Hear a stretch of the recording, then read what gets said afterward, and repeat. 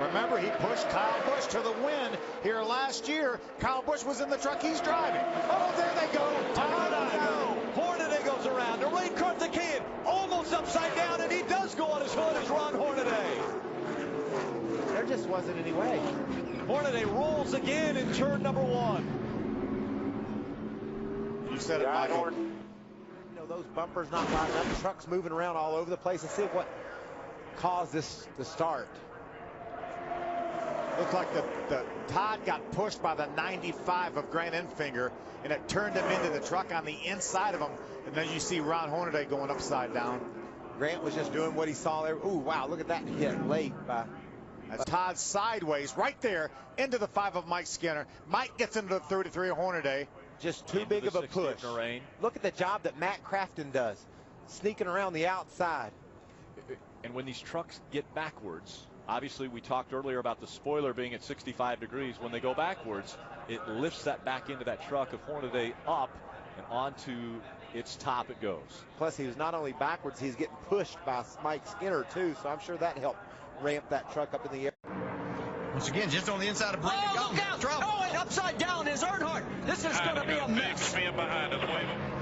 The 33 of Harvick, Joey Logano involved. More cars still spinning in this multiple car crash. Just that quick.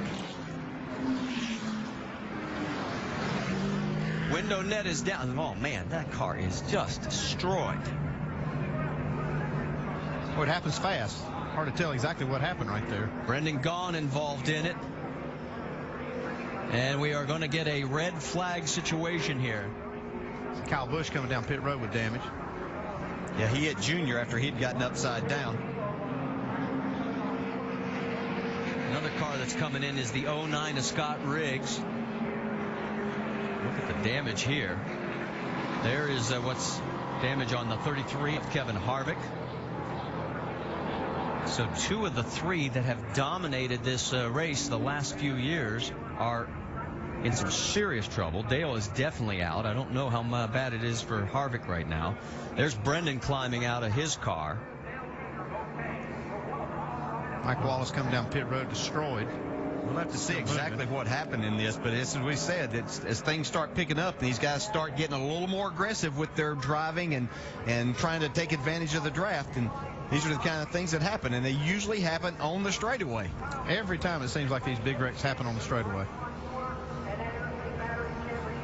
That's a great sign there to see him out of the car. That's a wild ride.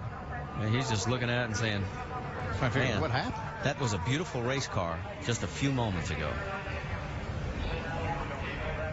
Junk now. All right, let's go back, see how this all started. Just going to be, I think, 2 tires on this stop. This car just loose early on in this race, but they did settle down. What about straightaway? A big hit, and Jimmy Johnson goes spinning. Down. Busher. Oh, man. Chris Buescher on his lid and lands back on his wheels. Caution. Oh, man, we saw 4 wide off the corner over there. I was afraid of this. Michael Annett involved. 3 car was involved. Chris Buescher had the worst of it. Austin Dillon turned quickly, and then the 48 to the infield. 48 got quite a bit of damage. Chris Buescher reported on his in-car radio he is okay after a big flip. See him moving around inside the car. Doesn't have the window net down yet, but he's moving around. Oh, me. Wow. I just wonder, was that caused because they knew pit stops were coming and they were trying to get themselves in position to get ready to come to pit road? I don't know, but they were 4 wide off turn 2 over there, and I said, I don't know about this. That doesn't work for too long, does it? You know what happens when you squeeze an accordion together? Watch this. Watch this. You'll see it right in there where they're 4 wide coming off the corner. You see the 3 on the outside. It's the 35 Gilliland above the 3. Now McMurray in the 1, the red car, comes up, just brushes Austin Dillon. Turns him into the 35. And Dillon gets into Gilliland. Joey Logano turned the 48. And Buescher goes for a big tumble. I didn't think that thing was going to stop rolling there for a second, DW. Goodness. really good to hear he's doing okay. There's just it's just almost inevitable. It's like it just sucked the one up into the 3 and pushed him the right 3 up. had nowhere to go. The 35 was to the outside of him. Not sure how much damage. Big impact by a net down there, hitting that inside wall. Luckily, there's a safer barrier there. Great camera work capturing this. Ooh. Look at rookie Chris Buescher's wild ride down the backstretch. It's been a while since we've seen one do this. We've seen it plenty of times here in Talladega in the past. One thing I've noticed, I don't see a roof flap. Didn't come open yet.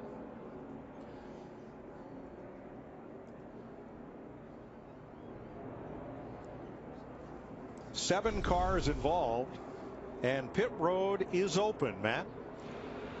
White flag. White flag is out. 2.6 miles to go. Oh, trouble. The big one on the dinger, on his lid. Side over side, end over end. Kevin Harvick's going to win this race. Actually ended this race. Hey, Jimmy Johnson got out of shape first there. It saves it. And right behind him, everybody starts getting together. Looks like Tony Stewart forces Allmendinger upside down. Boy, and that, thank goodness the safer barriers on that inside wall. Yeah, and we've seen in past that when something happens behind the leaders that NASCAR's let these guys race. Oh, here he goes. Oh, here we go. Oh, upside down. Side.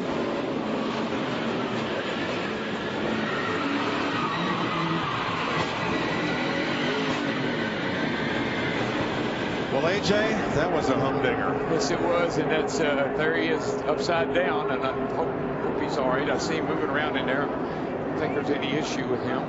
Yeah, you just can't push on the left side of that rear bumper. Well, you just can't keep pushing. He got into the 24 and just kept on pushing. But Mike, I'm telling you, I started my first race here in 1972. This was what I worried about. 1970, 45 years ago, and here we are. The 24 here, he's pushing him, and he just gets over to the left-hand side here, and you can't push over there. Even got him himself. He was, it was not something that was intentional. He was just trying to push and help, but it actually even got A.J. Allmendinger turned around as also. Wow, look at big Danica. Impact by Danica into that inside wall. Heck of a lick. Didn't that happen to her at Daytona where she got into the inside wall and hit hard where a wall jutted out like that? Now, see, I think Chase Elliott was already had his hands full prior to that. He was trying to get it gathered up, and then AJ came off his rear bumper and then made contact with him again. Also, Logano went for a heck of a ride there. A couple big impacts. Keselowski's up in there. Minor damage for Kevin Harvick. And here is the initial contact. You see Chase's car yawed out just a tiny bit in the corner. And they got him loose. That's all it takes. That's the one. He was going to save it till that last little bump. I was just going to say, AJ, just be a little patient here. We got a little ways to go yet, and you got a pretty good car. Wow. In a moment. This is amazing footage, folks. Incredible camera work. And just remember, there's a driver in every one of those cars.